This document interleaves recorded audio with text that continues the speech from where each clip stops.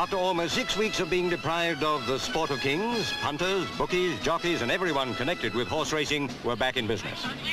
The foot and mouth epidemic had brought racing to a full stop. But now there were extra large fields to herald the grand resumption of the turf calendar.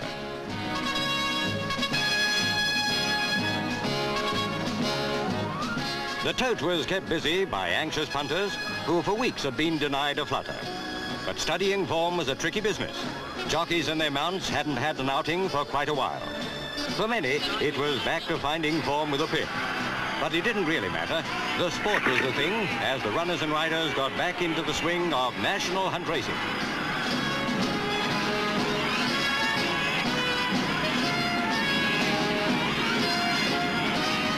For millions of Britain's big and small punters, the thrill of racing was theirs again.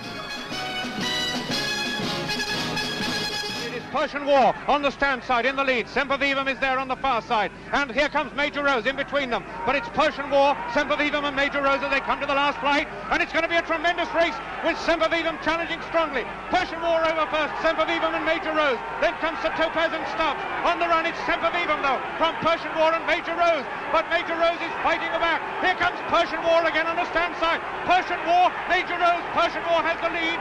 On the line, Persian War is one, Major Rose is second, Sempervivum third, Stubbs comes next, then Black Justice, Lopicola, Sir Topaz, then Colonel Impent Amelia, King of Peace and Spanish Steps and Louis Boy, and the field well and truly strung out, but a magnificent win by the favourite Persian War, the leader now, from Saucy Kit over on the far side, Secret Venture, Cool Alibi coming there, Chorus coming there strongly too, Salmon Spree not far behind the leaders, Saucy Kit there, pecked and nearly lost Roy Edwards, he's just recovered, but he's lost the race, I would say, at that point, definitely, and Persian War going on now to be pressed by Chorus, and it's Persian War, the leader from Chorus, then comes Secret Venture, just behind them, Cool Alibi, then comes Mugat Pura, Salmon Spree trying to make ground over on the far side, Sempervivum coming there, but it's Persian War well clear as they come to the last from Chorus. Persian War from Chorus. Persian War now from Chorus in second place. Third is Cool Alibi. Then comes Sempervivum. It's Persian War racing up the hill ahead of Chorus. Sempervivum coming into third place. And at the line, it's Persian War well clear of Chorus. Going to be a near thing for third, but no doubt about the winner. Persian War's the winner. Chorus is second. And at the line, Black Justice just gets up to hit Sempervivum.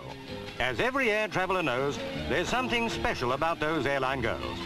But this jet-age lineup of lovelies was extra special. They were after the title Miss London Airport 1968, so chucks away.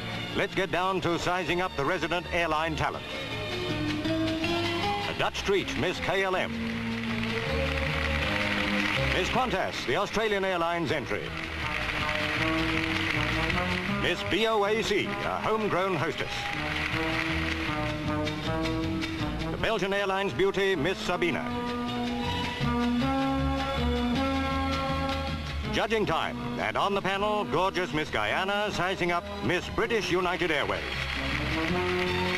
Now the field, or should it be the airfield, was narrowed down to 10.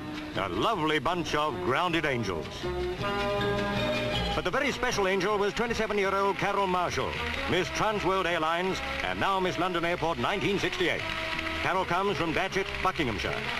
She's a ground hostess with TWA. Good looks like hers are enough to get anyone off to a flying start. Millhouse coming to this, number 15, Open Ditch. Millhouse, and he's gone. Millhouse a faller at that one. Millhouse has gone. He's left Fort Leaney in the lead. It's Fort Leaney now in the lead from the Laird in second. Then comes Stourbridge Colonist and Basnett. And Willie Robinson up on his feet all right. It's the Laird going strongly in the lead from Fort Leaney, and Stourbridge Colonist still trying to get on terms with them. Two to jump now, and the Laird, the leader from Fort Leaney, and Stourbridge Colonist still trying to get on terms. The Laird on the far side is over from Fort Leaney. Stourbridge Colonist pecked there and nearly on the floor. Terry Biddlecombe picked him up in the most remarkable manner. How he stayed there, I don't know. Coming to the final fence now in the Gold Cup with Fort Leaney coming to challenge the Laird, and it's between England and Ireland now. Fort Leaney on the stand side, the Laird on the far side, and Stourbridge Colonist still chasing him. And coming up towards the line now, it's Fort Leaney on the stand side from the Laird. Stourbridge Colonist can't get on terms with him. Fort Leaney's holding the Laird. Stourbridge Colonist still fighting his way there, but Fort Leaney's holding him. And coming up to the line, it's Fort Leaney from the Laird. The Laird fighting back, but at the line, Fort Leaney's won it. The Laird is second, Stourbridge Colonist third, and I'm delighted to be able to report to you, just finishing solo Millhouse, and obviously unscathed by his fall, and even getting a little round of applause from the crowd as he canters up past the winning post.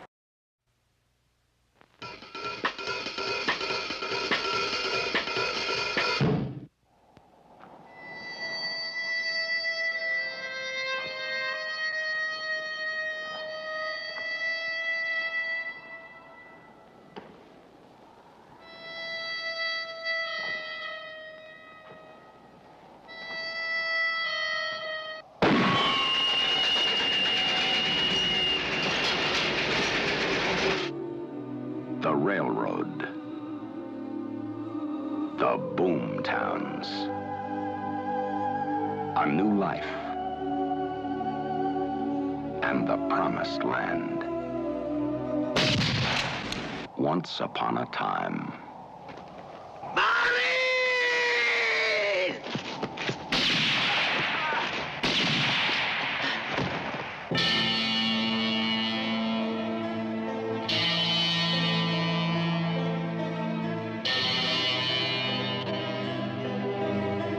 The widow, the land grabber, the outlaw, the gunman,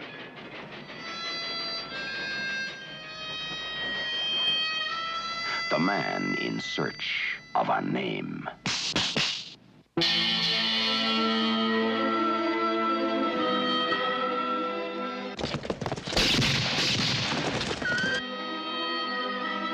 A film by Sergio Leone gave a new face to the West with a fistful of dollars for a few dollars more, and the good, the bad, and the ugly. Starring Claudia Cardinale, Henry Fonda, Charles Bronson, and Jason Robards. A manhunt, a vendetta.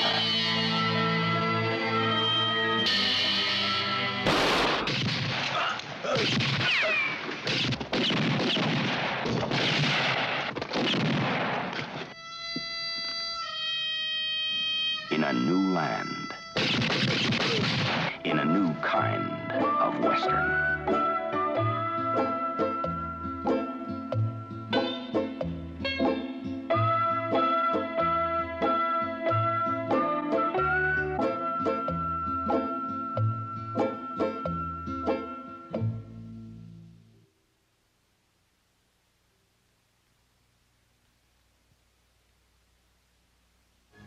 These are the shapely legs of one of the greatest steeplechasers of all time. They belong to Arkle, the 10-year-old wonder horse who 16 months ago seemed to be at the end of his career when he broke a bone in his foot. Well, it's taken a while, but thanks to modern veterinary science, Arkle is back in business. Up until that fated meeting at Kempton Park in 1966, Arkle had run in 34 races, he'd won 26, and only failed to be placed on 3 occasions. Trainer Tom Draper has brought him back to racing form.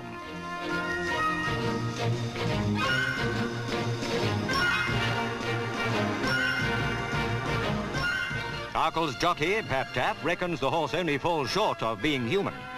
Arkle's countless followers can look forward to even more great things from him in the future.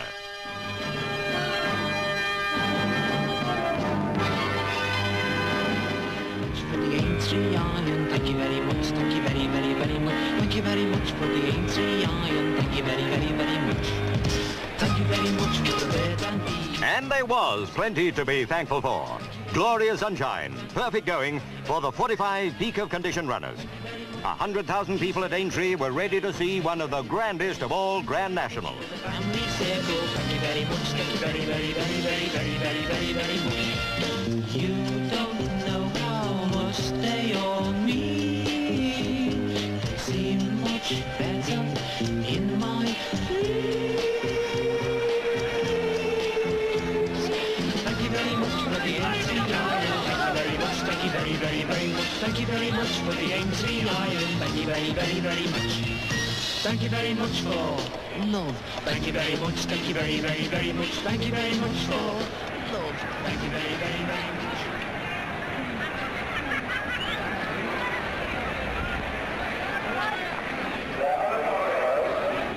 All set for the tapes to fly up, and the cavalry charge to the fourth fence was on. Each of the 45 riders had but one thought, to be well placed at the first of the 30 jumps. Almost 4.5 miles away was the winning post. As they took the 4'6" high thorn fence, every jockey had his sights set on top, over and beyond.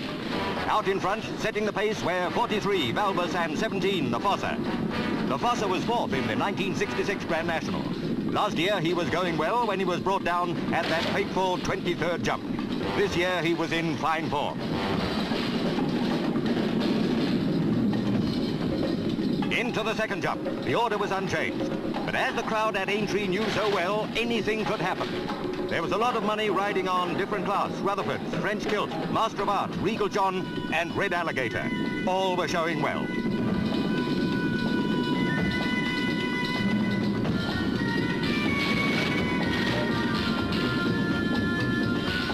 On to Beecher's Brook for the first time. Valbus and the Fossa making the running. But out of the running for this year were Valui, Go Continental, and Chute. One to go before the notorious canal turn. The Aintree circuit was in peak condition and the pace was fast. Valbus maintained the lead from the Fossa, but the highly fancied few were still showing strongly as they took the canal turn.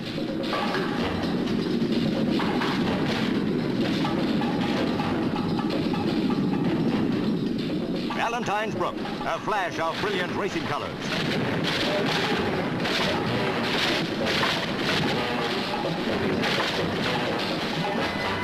Turtle Lad had been pushed up among the leaders, but the Fossa continued on from Valbus, Steel Bridge, French Kilt, Rondetto, and Vultrix.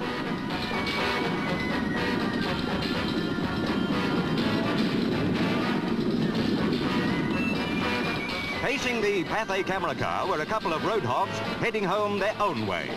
But making for the stands for the first time were the Fossa, Rutherford, Steel Bridge, Rondetto, San Angelo, Moidor's Token, and different class. Racing on now for the water jump.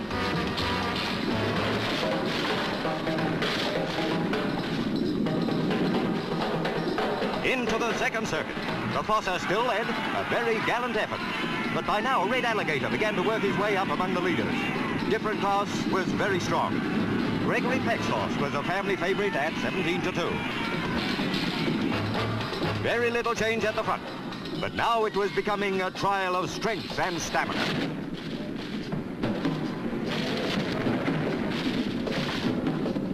In the front line, things were beginning to happen. The beginning of the end was taking shape.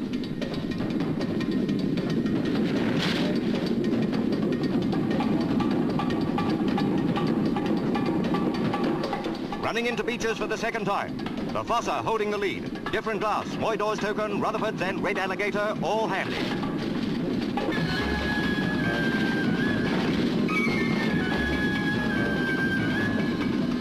Approaching the canal turn, and the order much the same.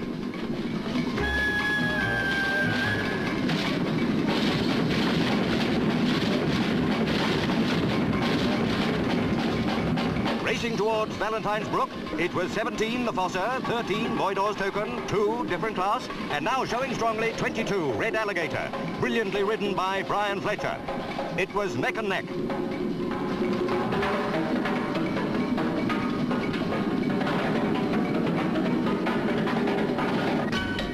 Red Alligator was grabbing more and more of the lead from Moidor's Token, different class, and Rutherford's.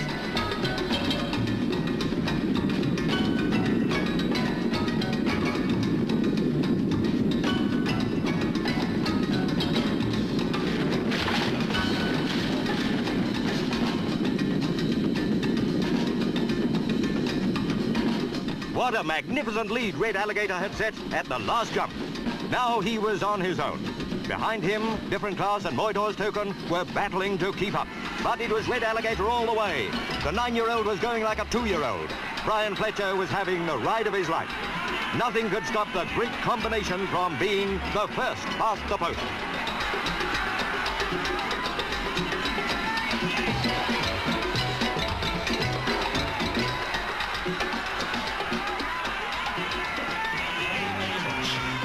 Thank you very much for playing this record. Thank you very much. Thank you very, very, very much. Thank you very much for playing this record. Thank you very, very, very much. Thank you very much for our gracious tea. very much. Thank you very, very, very much. Thank you very much for our precious team.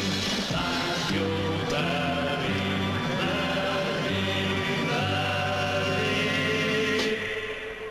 very much.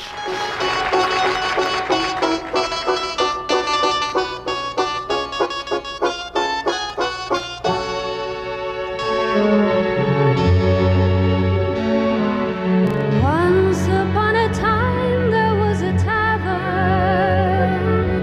where we used to raise a glass or two. Remember how we laughed away the hours. Think of all the great things we would do. Those were the days, my friend, we thought they'd never end. We'd sing and dance forever and a day. We'd live the life we'd choose. We'd fight and never lose. For we were young and sure to have our way. Da da da da da da da da da da da da da da da.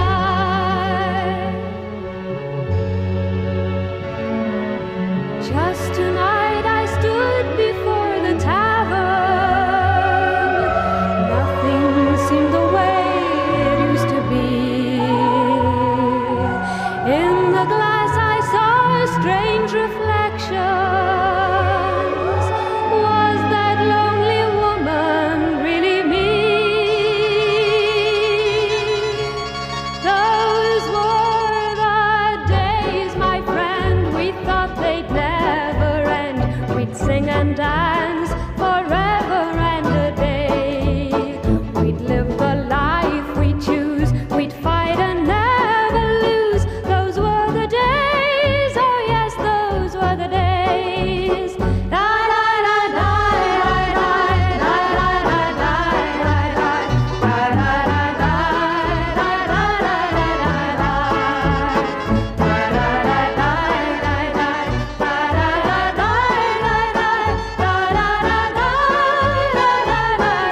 Fences left to jump now, and it's Bogino and Glenn who are coming right away on their own now, clear of Border Grace, with Larborn running on in fourth place, then Fortlini, and then Basnet.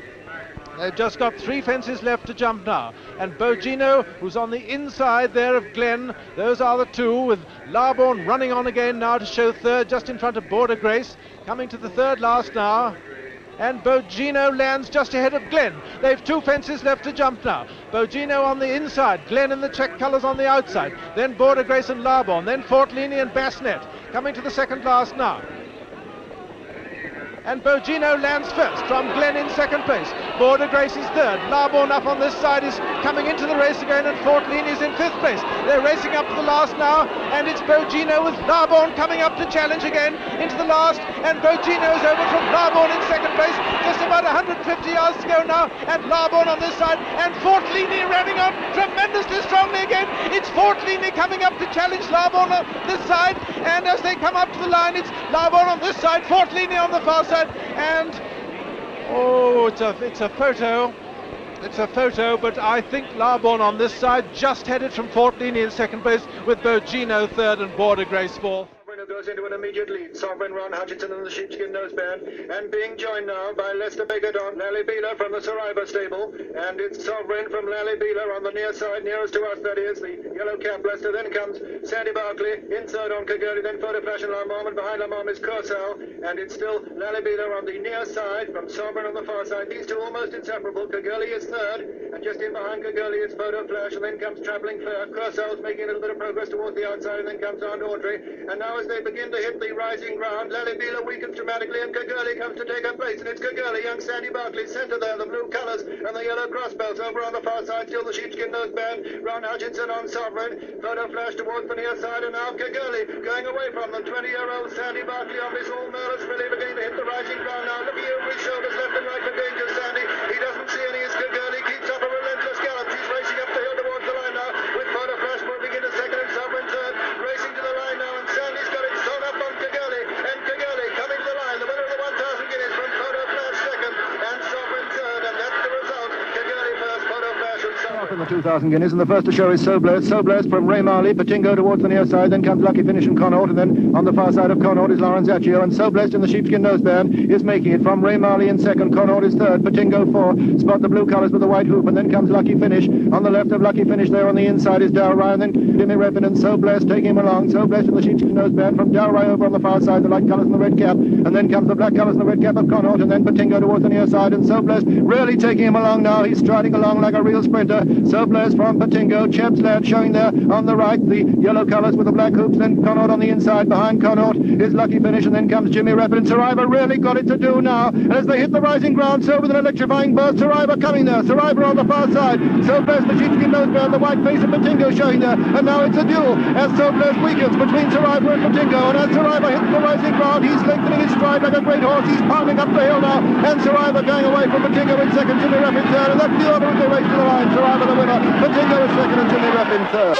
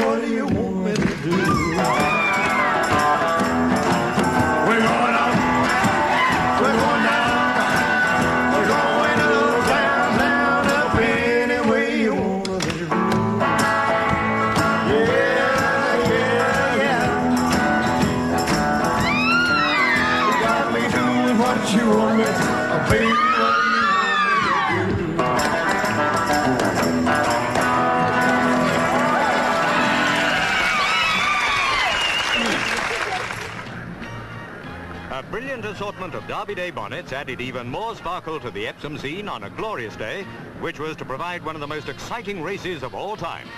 A huge crowd soaked up the sunshine, while in the paddock, the Queen inspected the cream of the world's 3-year-olds. Sir Ivor, 5-4 on favourite. Ben Roy, 150-1. Floriana, 200-1. Remand, 4-1. At 100-9, Connaught. And at 100-8, Laureate. Those were some of the runners. Now it was the turn of the riders, small men with the biggest skill in the profession.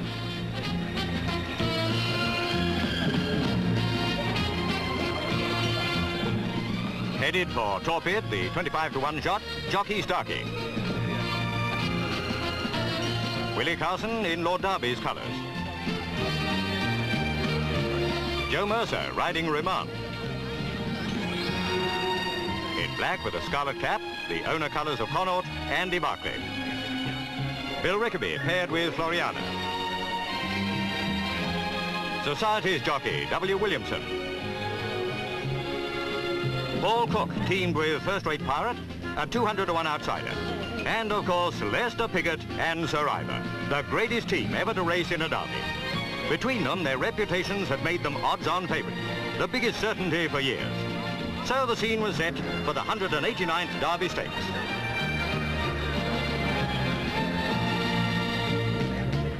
Up at the starting stalls, the 13 runners.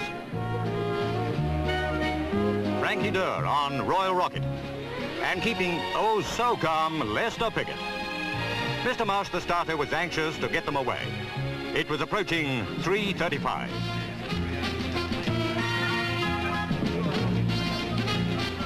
Loading the highly strung field into the starting stalls went off without a hitch.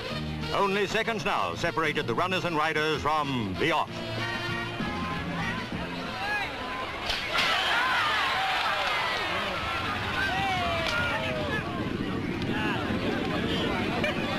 In the lead and setting a good early pace was Ben Roy as they raced up the hill. Tucked in close behind were Connaught, Laureate, Society and Remand.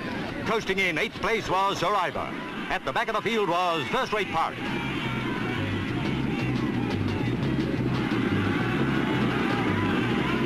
Tattenham Corner, the Derby's vital curve. Now the pace was hotting up. Ben Roy still had the lead, but overhauling past was Connaught, clear of Society, Atopolis, Laureate, Remand and Sir Ivor.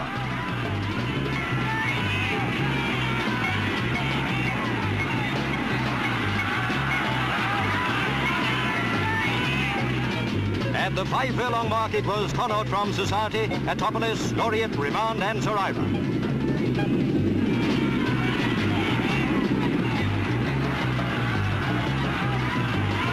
Connaught had opened up a clear lead.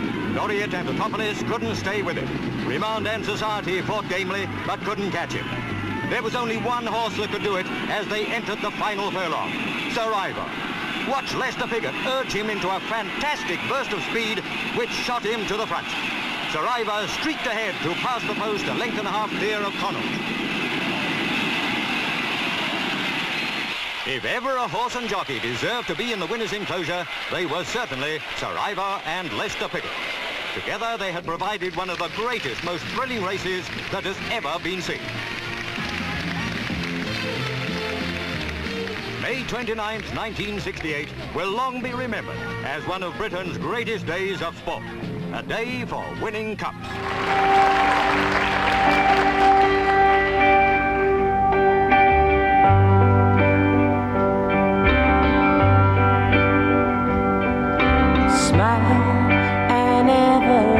Smile, a smile can bring you near to me.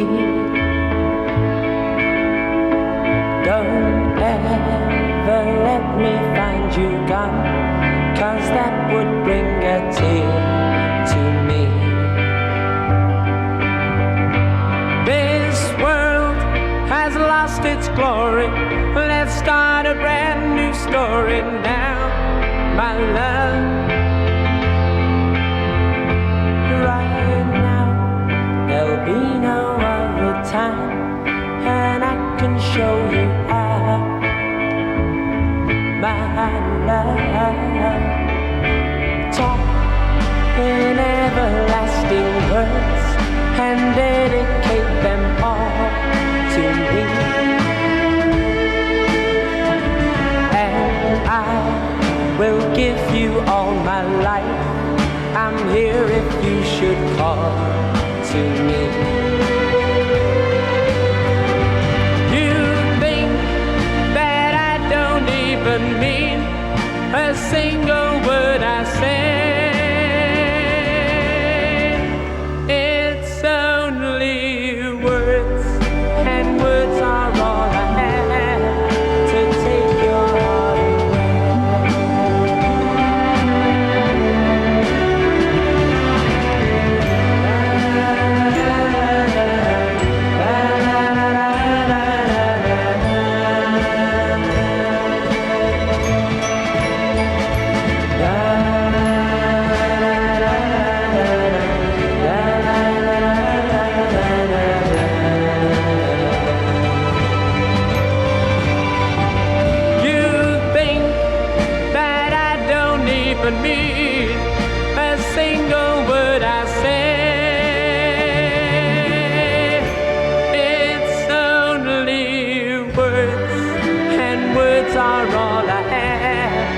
to take your heart away.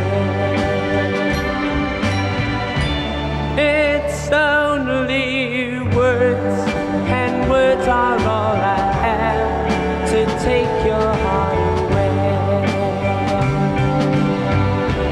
It's only words, and words are all I have to take your heart away.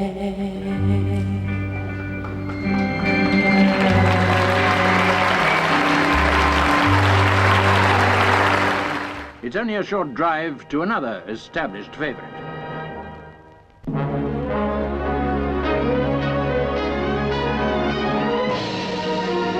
Queen Anne started it, and royalty has been its patron ever since. Royal Ascot, that superbly self-conscious survival from an age of leisured elegance.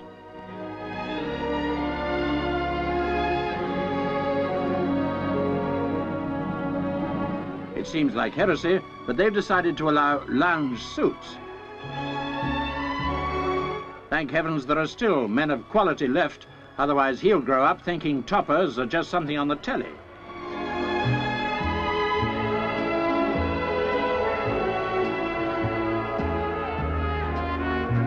Birds of all feathers flocking together, each flight of fashion more fanciful than the last.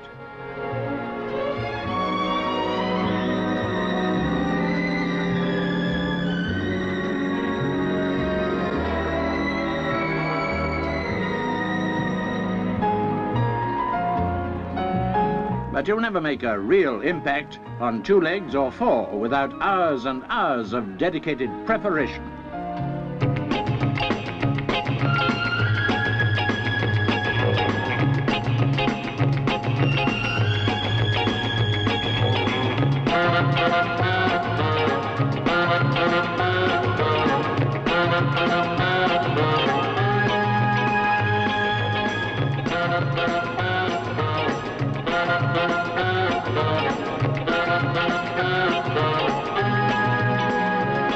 From head to hoof, all set for the moment of truth.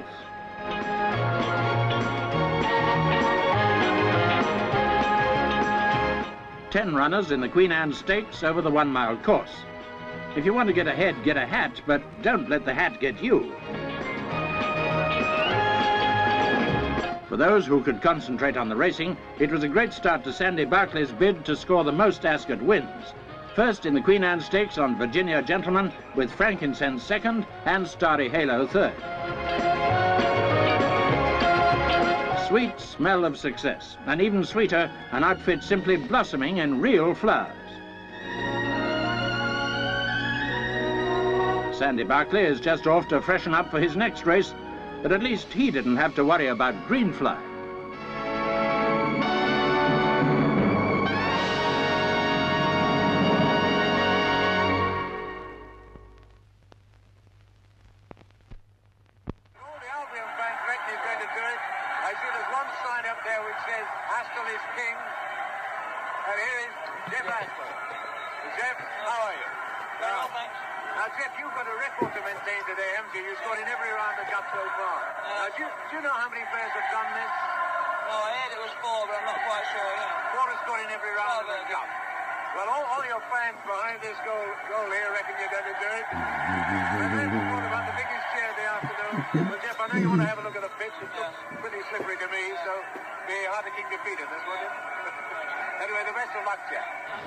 Ahead was one of the greatest upsets in Irish racing history.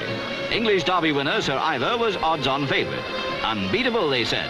The Epsom Irish Derby double seemed a cert for Sir Ivor. Lester Piggott, who rode Sir Ivor at Epsom, was on Ribeiro. Piloting Sir Ivor on this occasion was Liam Ward. And so the 14 runners paraded around in front of the grandstand with only minutes to go before the off. Liam Ward was having a bit of trouble with Sir Ivor as they went up to the start.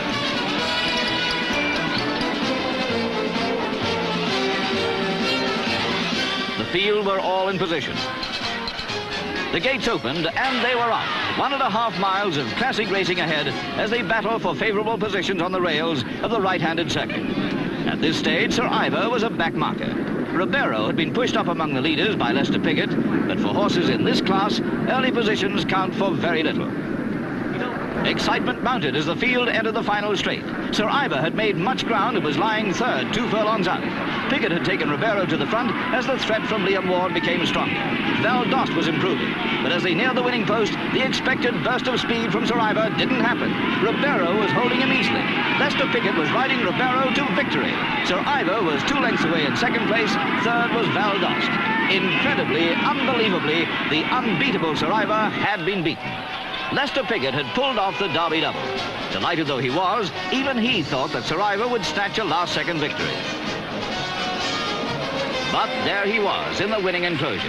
The Irish Sweeps Derby of 1968 will be remembered as one of the most sensational races of all time.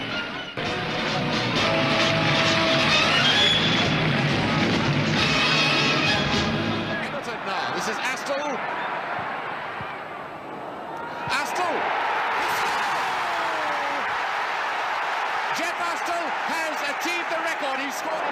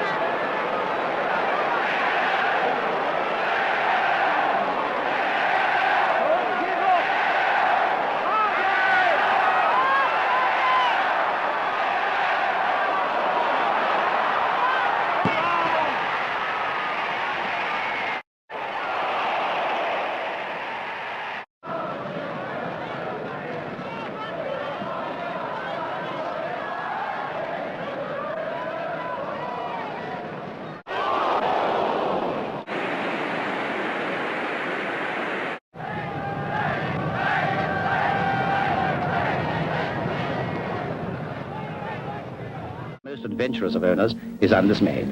Within a week, Piggott and Sir Ivor are reunited and sent into the arena again. The Eclipse Stakes at Sandown offers Sandy Barkley a chance to avenge his Derby defeat. Barkley rides Royal Palace, the 1967 2,000 Guineas and Derby winner, who has developed into a magnificent, unbeaten 4-year-old. France has a big threat in the Eclipse Stakes because Taj Douane is a specialist at 1.25 miles and has run Royal Palace desperately close in the past. How do the other seconds? Well, had failed to steer it in front. Joe Lyon, Bill Sloshing one, if I tried full length on it. I tried the keen one. Kevin Craddock, I won it with birthday presents. Coming to the final furlong marker now, and as they do so, it's Taj Douane for France with Maïf Saint-Martin from Royal Palace, ridden by Sandy Barkley. Then comes Lester Piggott for Arlen on Sir Ivor. Coming to the final 150 yards now, and it's Taj Douane from Royal Palace, Taj Douane and Royal Palace. Then comes Sir Ivor, Taj Douane on the far side, Royal Palace on the near side as they come up towards the line. It's a very close thing between Royal Palace and Taj Douane at the line. It's just Royal Palace. Third place. For another year, but memories of the world's first open tennis tournament will linger for a long time. Moments like this. Rod Laver and Tony Roach in the men's singles final. 2 top Australian professionals playing not only for the coveted trophy, but also for the £2,000 plus prize money. Laver was 2 sets up and leading in the third.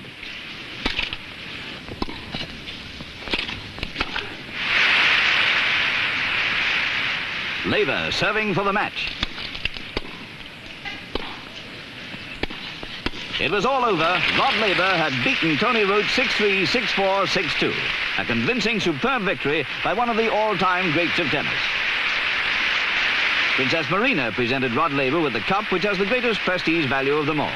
Laver was a worthy, memorable champion. On the far side, then alignment. Connaught close up and coming out now to the outside, and Ribeiro is right on the heels of Connaught there, and Canterbury is close up there now. Ribacari has dropped out of it with a quarter of a mile to go. It's alignment now coming on. Alignment is the leader. Connaught has dropped back beaten. Ribeiro is coming up on this side with a furlong and a half to go. It's Lester Pickett and Ribeiro, tracked by Canterbury, Alignment, Cold Storage and Connaught. Now as they come to the final furlong, it's Ribeiro from Canterbury. Ribeiro and Canterbury coming right away now from Alignment and Cold Storage, and it looks like Lester Pickett and Ribeiro with Canterbury coming up and challenging very strongly indeed on this side as they come up to the line. It's a desperately close thing, and I think Ribeiro just held off Canterbury by a very short... With the American, Sherwood Scraper. The Olympic 400-meter hurdle point. 2 Germans, 2 Americans, 1 Italian, 1 Russian, 2 British, and let's see who's the first to rise. And the first to rise is Vanderstock Factory. Hammer is going off very quickly to Albert in lane number 6. He's right up on the Olympic record holder, Whitney. And Hammer is gambling on everything. He's really flying down that back straight. Also doing well is the world record holder, Vanderstock. And it's Sherwood and Hammer on the outside. And they're both bombing it along. They gambled everything on the first part of the race. And it's Vanderstock coming up, Finale as well. Finale a bit of lead. Henry takes Britain, and it's Henry on the outside. Finale going well. The 2 Brits are in front, and Henry leads. Finale in second place.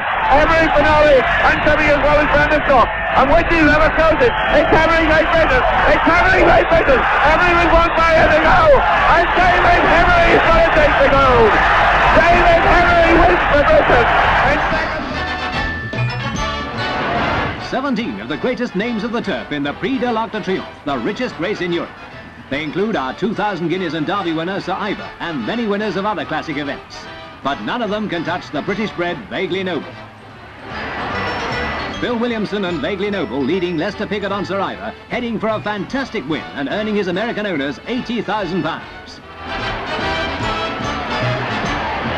Since he was bought 10 months ago for a record 136,000 guineas, he's chalked up almost 100,000 in winnings. His value today is probably approaching £1 million. But just as important for us, he's given a tremendous boost to British bloodstock. But for one of the greatest names of our time, the racecourse is a thing of the past. His owner, Anne, Duchess of Westminster, has decided that Arkle will be retired to County Kildare. It's nearly 2 years since his bone injury. 3 times winner of the Cheltenham Gold Cup, Arkle will be remembered as one of the greatest steeplechasers. They're off at 3:30 Eastern Standard Time, and Carmarthen is slow from the stalls, and the first to take it up is Taxi Barrow for Japan from Tsar Alexander and Fort Marcy. Then comes Patron, then Azincourt. Carmarthen making up his ground. In 7th is Sir Ivor, and 8th and trailing is La Lagoon. They're racing round the first turn now, and as they do so, it's Taxi Barrow from Tsar Alexander. Then comes Fort Marcy. Behind Fort Marcy is Patron, and then comes Carmarthen, who's made up his ground, and into the straight for the first time. Taxi Barrow from Tsar Alexander, Patron on the far side, then Carmarthen and Fort Marcy. Then comes Sir Ivor on the inside of Azincourt, and then La Lagoon, and Lester Pickett playing it very cool at the moment on Sir Ivor. He's well off the pace as the leaders go into the next turn. Taxi Barrow still leading from Tsar Alexander, Fort Marcy, Patron and Carmarthen, stride for stride. Then comes Sir Ivor. Sir Ivor still well off the pace. Is Lester Pickett worried at this stage? Well, if he isn't, he's the only Sir Ivor supporter who isn't, because they're racing now to the final turn, and as they do so, Taxi Barrow's losing ground, and Tsar Alexander and Fort Marcy really piling it on. Lester Pickett on the inside, on Sir Ivor, boxed in like a sardine as it looks all America around the home turn with Tsar Alexander and Fort Marcy, Carmarthen on the outside, and now Lester Pickett winkling Sir Ivor out for a challenge, and as he does so, Sir Ivor produces a devastating thrust. He's getting to him now, he's heating him up like a great champion, he's pulverizing him, and up the line Sir Ivor's made it.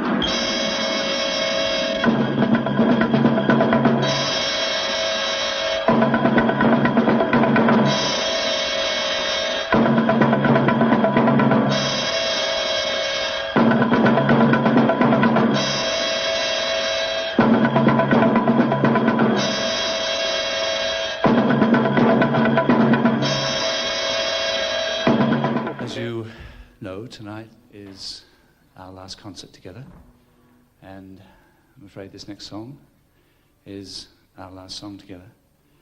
And I guess at a time like this there are a lot of things that you could probably say, but I think that really there are only 2 things, and that is from all of us very, very sincerely, thank you very, very much, and goodbye, because I'm afraid tonight the carnival really is over.